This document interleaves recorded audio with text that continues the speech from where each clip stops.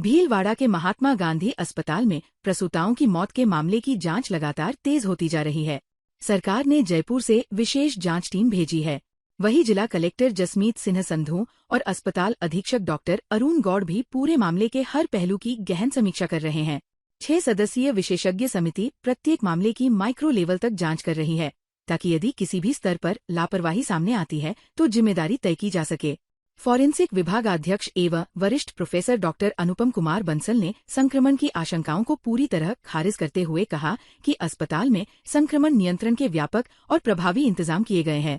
उन्होंने बताया कि जिस ऑपरेशन थिएटर में पहले संक्रमण की पुष्टि हुई थी, वहां फिलहाल कोई ऑपरेशन नहीं किया जा रहा है। पोस्टमार्टम रिपोर्ट तैयार कर प्रशासन को सौंपने के लिए उपलब्ध करा दी गई है। जांच के दौरान संक्रमण के कोई संकेत नहीं मिले हैं। इसके बावजूद अंतिम पुष्टि के लिए पैथोलॉजी और अन्य प्रयोगशालाओं में नमूनों की विस्तृत जांच कराई जा रही है।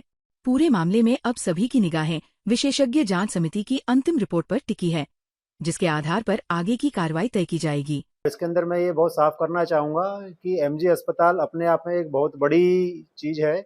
यहाँ पर इन्फेक्शन कंट्रोल के लिए इतने अच्छे प्रबंध किए हुए हैं कि वो पॉसिबल ही नहीं है। जैसा कि कलेक्टर साहब भी अभी कल परसों जो है यहाँ से आकर के जांच करके गए हैं। जिस ओटी में एक इन्फेक्शन पाया गया था वहाँ तो वो ऑपरेट ही नहीं हो रहे हैं कुछ भी केस।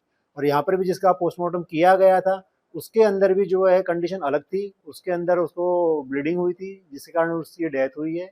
बच्चा उसका सही सलामत है और इसके माँ को भी बचाने के लिए बहुत प्रयास किए गए, खून के पॉइंट भी बहुत चढ़ाए गए, लेकिन वो कुछ चीज़ें भगवान हमारे हाथ में नहीं छोड़ रखी है, उसने उनके हाथ में ले रखी है। तो डॉक्टर हमने बहुत प्रयास किए, लेकिन ये जो नेग्लिजेंस की बातें चल रही है, इन्फेक्शन की बात चल रही है, इसमें कहीं पर भी 1% भी सच्चाई नहीं है।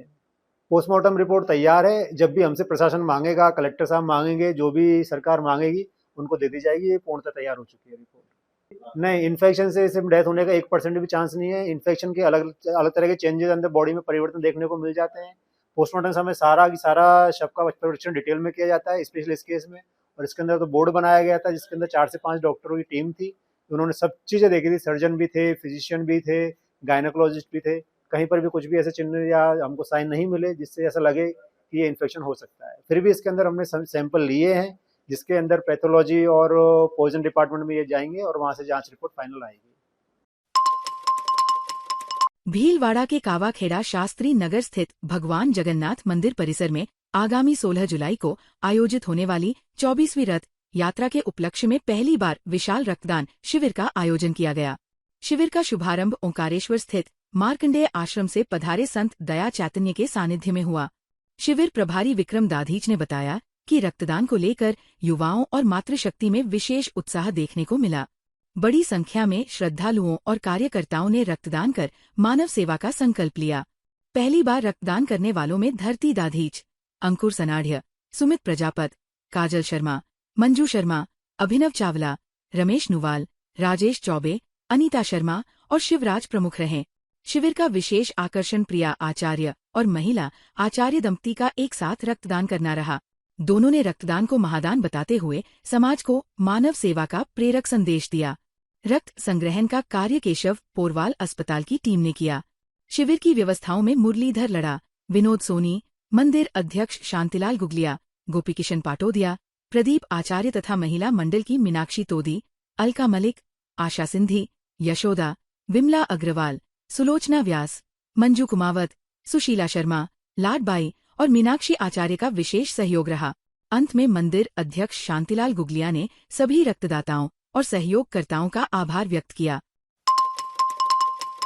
भीलवाड़ा की जहाजपुर कोटड़ी विधानसभा क्षेत्र के विधायक एवं भाजपा जनजाति मोर्चा प्रदेशाध्यक्ष गोपीचंद मीना के 51वें जन्मोत्सव पर सेवा पखवाड़े के तहत ग्राम गाडोली स्थित नीलकंठ महादेव मंदिर परिसर में विशाल स्वैच्छिक रक्तदान शिविर आयोजित किया गया।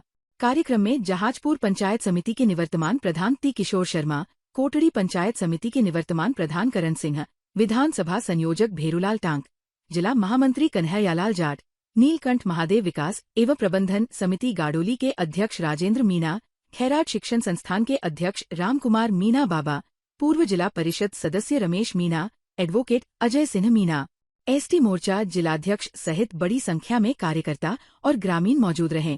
विधायक गोपीचंद मीना ने कहा कि जन्मोत्सव को जनसेवा से जोड़ते हुए रक्तदान शिविर आयोजित किया गया है ताकि जरूरतमंद मरीजों को समय पर रक्त मिल सके।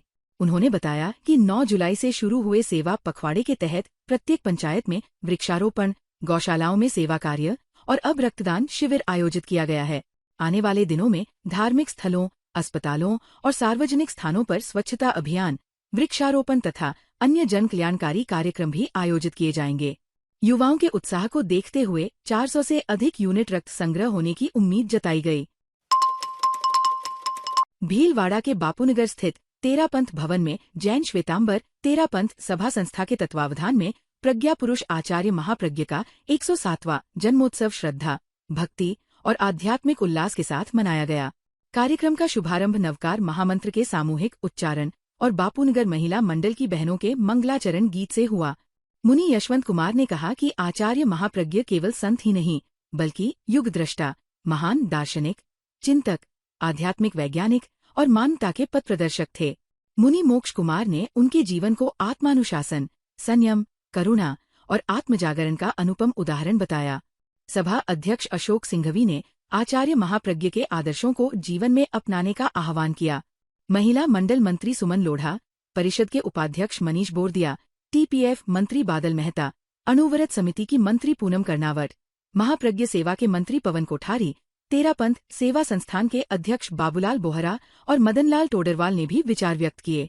कार्यक्रम में टीपीएफ के मिशन दृष्टि के बैनर का विमोचन किया गया।